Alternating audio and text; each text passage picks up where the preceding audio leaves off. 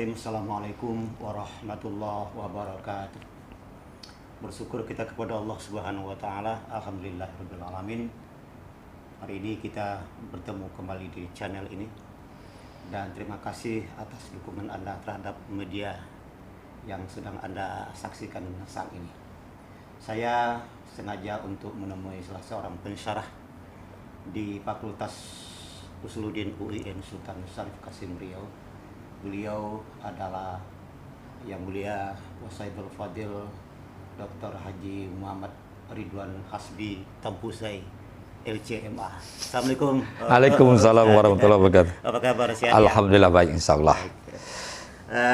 Pagi ini saya memang sengaja untuk mendatangi nih ya. Jadi katanya kalau ilmu itu dia mendatangi. Didatangi. Iya, didatangi. Iya. Dan yang mendatangi orang yang haus akan ilmu ya. Pak Dokter ya. Saya tertarik dengan judul buku yang antum ya. Saya pakai istilah antum lah ya. Ya. Yang antum tulis yaitu Tunjuk Ajar Legalitas Bid'ah. Ini menarik ya. Ya. Pak Dokter, karena memang istilah legal itu kan boleh. Boleh. Legal itu artinya kan apa namanya itu halal ya. Sesuatu yang sesuai dengan aturan. Iya, hasil aturannya. Jadi ini menarik sekali, makanya saya bertemu pada kesempatan ini. Mudah-mudahan apa yang akan kita bincangkan itu bermanfaat terutama untuk para penonton kita. Ya. Baik, Ustadz, pertama apa yang melatar belakangi antum itu menulis buku dengan judul seperti ini? Silakan. Baik, bismillahirrahmanirrahim. Assalamualaikum warahmatullahi wabarakatuh. Wah. Pertama, ketika kami menulis tentang disertasi sebenarnya tahun 2014 sampai 2015 dan selesai 2014 akhir lah. Itu berkaitan dengan rekonstruksi bid'ah dan dalam hukum ibadah. Iya. Kemudian kami kembangkan dengan beberapa penelitian tentang hadis-hadis Nabi yang berkaitan bid'ah. Sehingga terpusat dengan satu pembahasan bahwa bid'ah itu sebenarnya antara dua, antara legal dengan ilegal. Nah, sekarang di masyarakat kita ini sungguh banyak suka membid'ahkan dalam tanda kutip ilegal. Jadi ketika dia mengatakan ini bid'ah, itu sudah ilegal. Tidak dibolehkan dan tidak ada aturan, bahkan mengatakan tidak ada di masa Rasulullah. Maka kajian ini sangat menarik, sehingga kami menulis bukunya adalah Tunjuk Ajar, itu konteksnya budaya Melayu, karena ada tunjuk dan sesuatu yang menunjuk kepada kebaikan, mengajar kepada kebaikan. Tentang apa? Legalitas bid'ah, bahwa bid'ah itu ada persoalan yang sesuai dengan hukum dan aturan. Kenapa? Karena zaman sekarang banyak sekarang kalau di baratnya jalan itu ketika rumput dijalani orang dia akan menjadi jalan. Tapi lama-lama dia menjadi jalan karena dia tanah dia akan becek lagi, rusak. Akhirnya apa? Terjadi percekcokan. Maka ketika ada yang mengatakan bid'ah itu hanya satu, ilegal dalam konteks bahasa mereka adalah bid'ah, ternyata ada yang mengikuti tidak. Sehingga terjadilah percekcokan antara suami, istri, anak dengan orang tua, abang, kakak, tetangga dengan tetangga, sehingga terjadi permusuhan. Permusuhan saling mengklaim dia yang paling baik, mengklaim dia yang paling benar, mengklaim dia ikut sunnah, yang lain tidak. Terjadi percekcokan ini, maka dia harus dudukkan. Dengan apa? Sehingga masyarakat kita secara umum harus memahami bahwa kita harus memberi tunjuk dan ajar tentang bid'ah yang legal. Dan kita akan menghindari dari persoalan yang ilegal. Nah, baik Ustadz. Jadi di dalam disertasi yang sudah antum tulis dan sudah dipertanggungjawabkan di depan mahkamahnya akademik ya. Akademik. Iya. Lahir lagi buku ini, Tunjuk Ajar Legalitas Bid'ah. Ini seperti apa betul dalil-dalil dalam hadis mungkin ya, atau juga petunjuk para ulama untuk bisa melegalkan apa yang mungkin itu menjadi percekcokan mereka itu. Baik, kita harus merujuk yang selalu dirujuk. Sebuah hadis. Yang hadis itu menjadi dalil, yaitu mengatakan kullu bid'atin dolalah wa kullu dolalatin finnar. Ini memang kalau ambil sepotong ini itu sangat berat. Kullu bid'atin, setiap bid'ah itu sesat. Setiap sesat masuk neraka. Maka ketika konteks hukum diangkat di sini, banyak orang mengambil umumnya lapas. Lapasnya akhirnya apa? Pokoknya tidak ada contoh di masa Rasulullah dan tidak ada pernah dikerjakan sahabat. Udah, itu bukan sunnah. Kalau bukan sunnah, bid'ah. Sehingga apa? Akhirnya mereka menganggap ada dua hal saja, sunnah, bid'ah. Padahal dalam konteks hukum tidak ada hukum bid'ah, tidak ada hukum sunnah. Hukum itu hanya 5 yang disebut dengan al-ahkam at-taklifiyah, yaitu mulai daripada wajib, sunat, mubah, makruh, haram. Di samping al-ahkam taklifiyah ada al-ahkam al-wad'iyah. Al-ahkam wad'iyah itu ada syarat, ada rukun, ada azimah, ada rukhsah, ada batal. Itu kan termasuk al-ahkam al-wad'iyah. Al-ahkam wad'iyah ini akan menyokong kepada al-ahkam taklifiyah. Maka terujuk ahkam taklifiyah. Maka dari ahkam taklifiyah ini, coba kita tengok ketika hadis Nabi, kullu bid'atin dolalah. Setiap bid'ah itu dolalah. Ini harus ditengok. Kata kullu itu artinya setiap. Tapi di dalam kaidah bahasa Arab, kullu itu bisa dua kemungkinan. Setiap, jami', seluruh. Tapi kulun bisa arti setiap, sebagian. Dari mana kita bisa membedakan ini semuanya menyeluruh atau ini sebagian, juz'i? Tengok kalimat sesudahnya. Bid'atin, kullu bid'atin. Bid'atin ini harus kita menjelaskan lagi. Di situ tanpa alif lam. Rasulullah tidak mengatakan kullul bid'ati. Jadi tidak mengatakan al bid'ati dengan kata kullul bid'ati, tapi kan berarti di situ ada istilah nakirah dan ma'rifah. Maka kalau nakirah itu berarti bid'atin tanpa alif lam. Kalau ma'rifah pakai alif lam. Maka antara nakirah ma'rifah itu sangat berbeda. Sama dengan Allah mengatakan zalikal kitab. Allah tidak menyebut dalam Al-Quran zalika kitabun. Kalau Allah katakan zalika kitabun nakirah, berarti semua kitab. Bisa Taurat, bisa Zabur, bisa Injil, bisa Quran. Tapi ketika Allah mengatakan pakai alif lam, ma'rifah, zalikal kitab. Ahli tafsir mufakat Alkitab itu adalah Al-Quran. Jadi artinya ma'rifah itu memang betul itulah ya. Khusus kepada satu persoalan. Kalau nakirah itu bisa 2, bisa 3 besar. Maka ketika Rasulullah mengatakan kullu bid'atin nakirah, berarti bid'atin dalam arti kullu ini bermakna juz'i. Maka sebenarnya kullu bid'atin dolalah. Maka Rasulullah mengatakan sebagian dari bid'ah itu sesat. Berarti bahkan ada ahli hadis mengatakan kullu bid'atin sayyi'atin dolalah. Artinya setiap bid'ah yang buruk sesat. Kenapa? Dari pemahaman nakirah dengan ma'rifah. Maka ketika kita pahami nakirah ma'rifah, Rasulullah sebut lagi dolalah. Maka kullu bid'atin dolalatun. Maka dolalatun kan sifat daripada bid'ah. Kalau sifat ini kan bukan kepada satu persoalan. Bisa sebagian persoalan, bisa semua persoalan. Tapi ketika bid'ah tadi nakirah, maka dia berarti sebagian. Maka sifat dari dolalah pergi kepada sebagian. Maka ketika prinsip sebagian ini berarti di sana perlu dipahami pada bid'ah itu lebih luas lagi.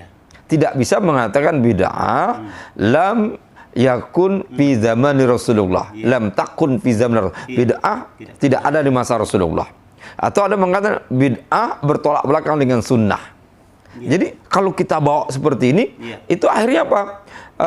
Kita akan termasuk ke dalam kelompok yang mengatakan, oh kalau tidak ada masa Rasulullah, bid'ah. Kalau tidak ada contoh Rasulullah, bid'ah. Kalau tidak pernah sahabat mengerjakan, bid'ah. Padahal kalau kita kembali lagi hadis ini dengan apa yang pernah dikatakan Rasulullah, khairul qurun qarni summa yalunahu. Sebaik-baik masa adalah masaku dan masa sesudahnya. Berarti sebenarnya Rasulullah menyebut ada 3 masa yang disertifikasi baik ini. Jadi pertama masa Rasulullah hidup, masa sahabat hidup, masa tabi'in hidup. Berarti kalau seandainya ada sebuah amaliyah yang bersifat ibadah, pendekatan diri kepada Allah, ada di masa sahabat, tapi tidak dijumpai masa Rasulullah, legal. Ada suatu ibadah, ada di masa tabi'in, tidak dijumpai di masa sahabat, dan tidak dijumpai masa Rasulullah, legal. Kenapa? Mendapat kebaikan. Apalagi kalau kita kembali kepada hadis Rasulullah tentang sahabat, di mana Rasulullah mengatakan, ashabi kan nujum, fi ayman iqtadaitum ihtadatum. Sahabatku itu, kata Rasulullah, bagaikan bintang-bintang di langit. Jadi artinya kalau bintang kan tinggi itu, bercahaya. Fi ayman iqtadaitum ihtadatum. Siapapun di antara sahabat ini yang kalian ikuti, jadi bukan semua, satu saja, iqtadaitum, ihtadaitum, kalian dapat petunjuk. Jadi artinya kalau kita kembangkan dalam seperti ini, yang pernah kita lihat kejadian pada Bilal bin Rabah.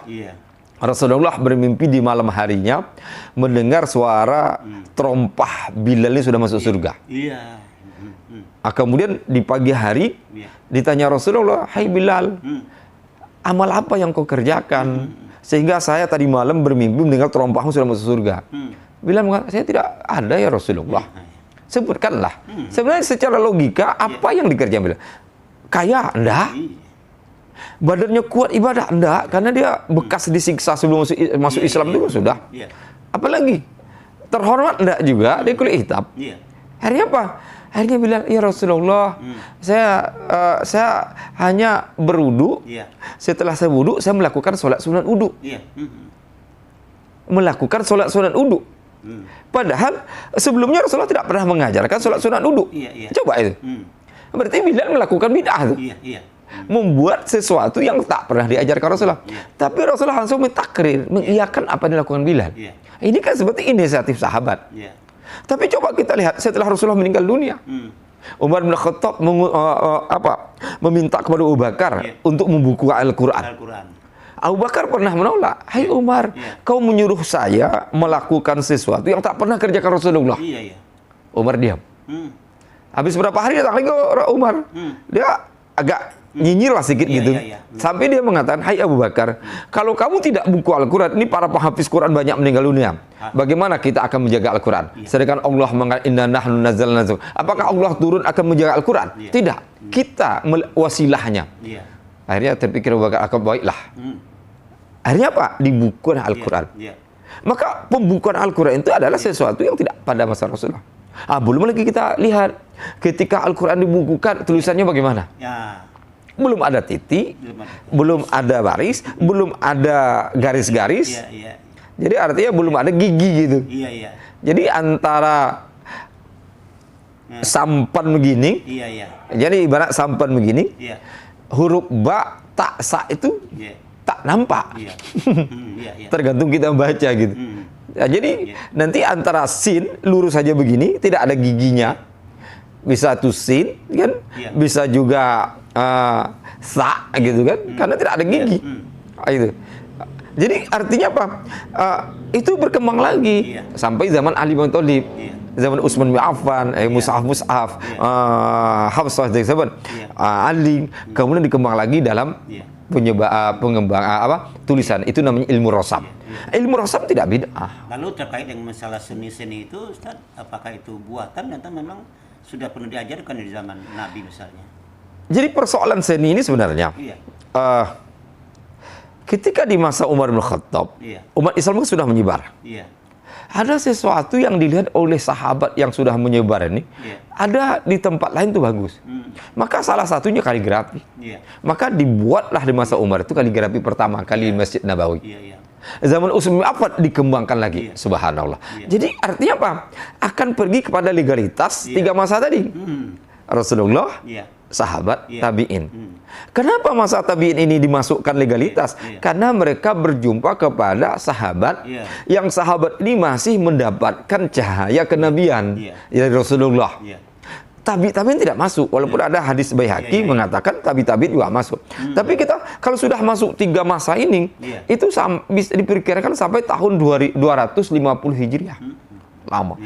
Bahkan sudah masuk tabi'in ini berarti Syafi'i, Maliki, Hanafi, Hanbali, mereka cuma sahabat tabi'in.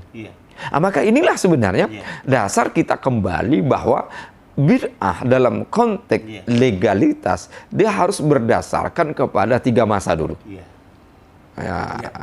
Dari 3 masa ini kita akan masukkan ke dalam dalil.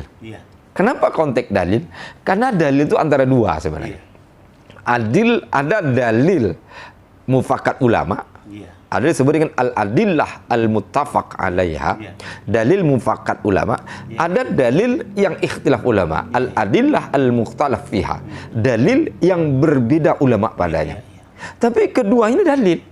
Dalil kedua-duanya. Iya. Dan ada dalil mufakat secara umum. Al-Quran hadis mufakat umum. Tapi ketika kita masuk nanti al-masalihul mursalah, ada yang memakai dia tidak. Ada al-mustahab, ada yang memakai dia tidak. Ada saddu zara'a, ada yang mengambil dalil atau tidak. Ada nanti al-uruf, ada yang mengambil dalil atau tidak. Kalau Imam Malik mengambil, yang lain tidak. Ketika sarun man qablana, ini kan mukhtalaf fiha nih. Syariat umat Nabi sebelumnya ada yang mengambil dalil atau tidak. Jadi ketika terjadi perbedaan dalil ini, maka sebenarnya di situ landasan. Kalau muttafaq ini oke, jelas. Tapi ikhtilaf ini itu ijtihad. Maka konteks ijtihad berarti ada yang memakainya sebagai dalil, berarti konteksnya legal. Yang tidak memakai dalil, dia mereka tidak mencaci. Maka para imam mazhab dan para ulama terdahulu itu mereka tidak berpikir seperti pikiran zaman sekarang. Kalau zaman sekarang sudah dalil saya begini, yang lain salah. Oh, dalil saya ini, sampai dia mengatakan mengkapling surga tersebut. Yang masuk surga kami saya kalian salah. Salah. Coba kita lihat para ulama itu dia mengatakan ini pendapatku. Yang sesuai dengan dalil yang saya ketahui dari Al-Quran hadis. Tapi kalau ada yang lain pendapatnya itu paling benar, maka itu pendapat saya. Artinya dia akan pindah ke sana. Itu. Begitu terbuka. Begitu terbuka dalam mulahat. Jadi persoalan bid'ah ini harus kalau saya mengatakan direkonstruksi terminologinya. Begitu ya. Pak Ustadz, jadi dalam Al-Quran itu kan sering kita temukan itu ayat Innallah yahkumu bainakum yaumal qiyamati fima kanu fihi yakhtalifun, atau yang senada itu Innallah yahkumu bainakum bainama kuntum fihi takhtalifun. Itu kan ikhtilaf yang dimaksud oleh ayat ini. Seperti apa itu sebetulnya kita menyikapi perbedaan-perbedaan itu, Ustaz? Ya. Perbedaan kita kaitkan dengan persoalan bid'ah.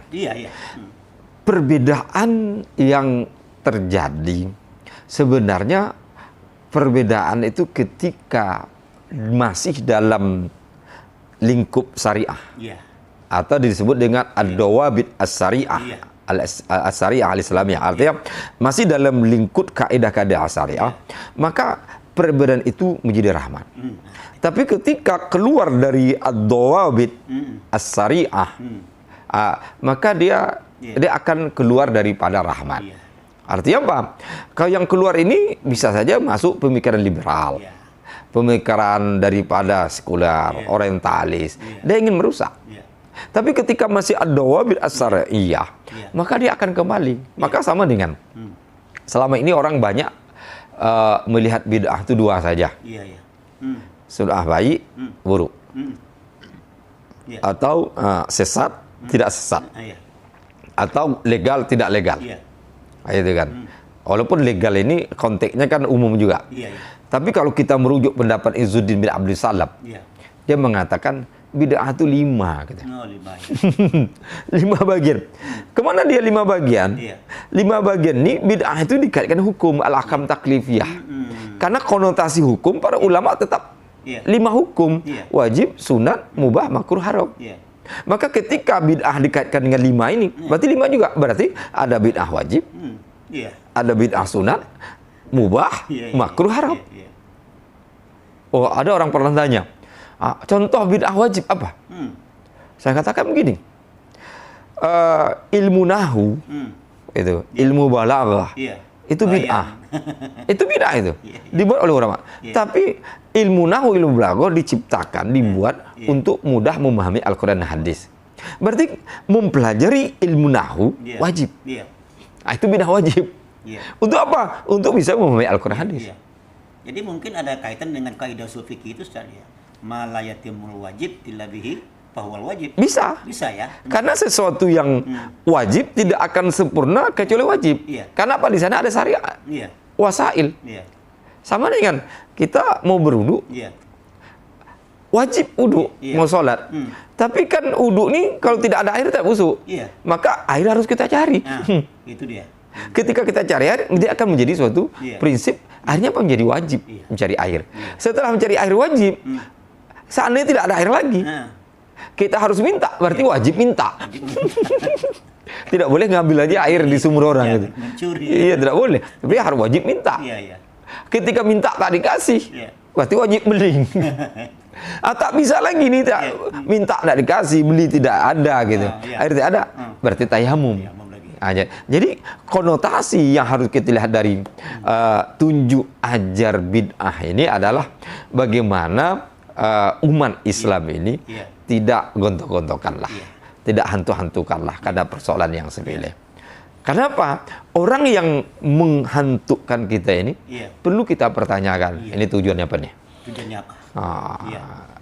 Kan bisa aja tujuannya ini, atau tujuannya Iya. karena dia tidak tahu. Iya. Kalau istilah orang Arab, kebahlulannya itu Iya. yang membuat dia akhirnya sampai kepada tanpa mengetahui bahwa dia itu dalam dilematis yang harus umat Islam harus dijatuhkan. Iya. Baik Ustaz, memang kalau saya perturutkan nih, Iya. cukup panjang nih ya, Iya. dialog kita Ustaz ya. Jadi mungkin buku ini sudah beredar di masyarakat ya Ustaz ya. Iya. Jadi buku ini cetakan pertamanya tahun 2018. 18. Kemudian di akhir 2018 Iya. dicetak lagi kedua Cetak kali. lagi, ya. Jadi sudah 2 kali cetak nih. Cerita itu kalau andai kata di toko buku sudah tidak ada, kemana mereka harus mencari? Sebenarnya sekarang dengan sistem online nih, Iya. di online tuh ada. Oh. Ditulis saja Sudah di tunjuk ajar lekat bos, keluar tuh Iya. koper buku dengan harga, Iya. dengan bermacam-macam. Tapi kalau ke toko buku bisa. Iya. Kalau di untuk Indonesia secara keseluruhan bisa ada di Gramedia. Gramedia. Di Indonesia secara keseluruhan. Tapi kalau di Pekanbaru ada juga di Zanapa dan sebagainya. Zanapa ada, ya, ya. tapi bisa juga dihubungi Pak Fuad Oh namanya. gitu ya, Pak Fuad. Kalau Pak Fuad ini nomor handphonenya, ini tidak hafal nih. Iya. Ini kalau ada Pak Fuad Iya. nanti nonton, Iya, iya. ini nomor handphonenya adalah 08 Iya. 12 Iya. 673 Iya. 5389. Coba ulang lagi. Ulang lagi.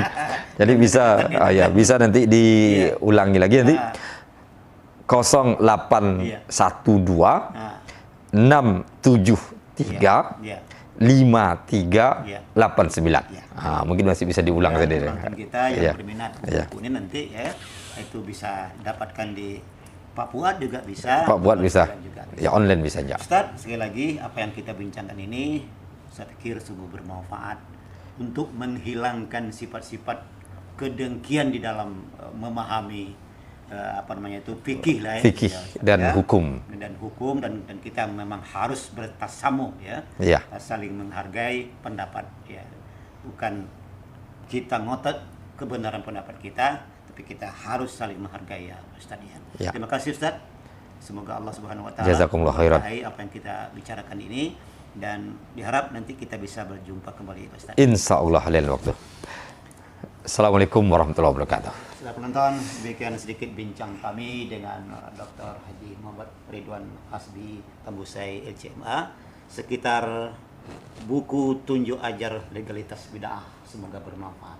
Terima kasih atas perhatian saudara. Mohon maaf bila ada hal yang kurang berkenan. Sampai jumpa kita di lain kesempatan. Billahi taufik wa hidayah. Wassalamualaikum warahmatullahi wabarakatuh. Waalaikumsalam warahmatullahi wabarakatuh.